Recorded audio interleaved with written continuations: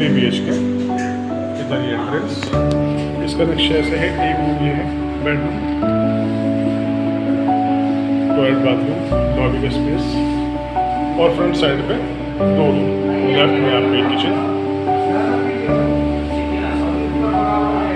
Space अच्छा है kitchen में। इधर शाफ्ट,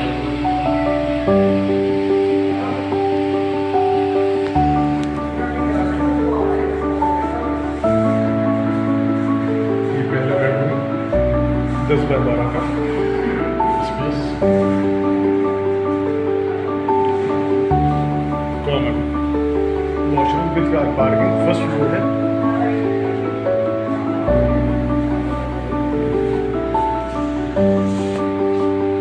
इधर आप गए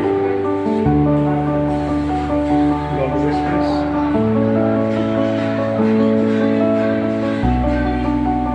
ये दूसरा बेडरूम, सामने एसी वगैरह लग सकता है। ये लगभग 10 बाय 13 का इसमें स्पेस, और ये आपका तीसरा बेडरूम, इसका भी सेम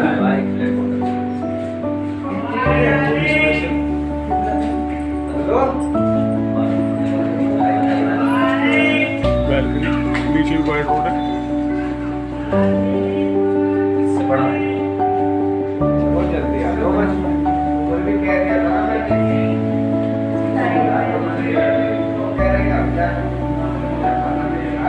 और फिर इधर आकर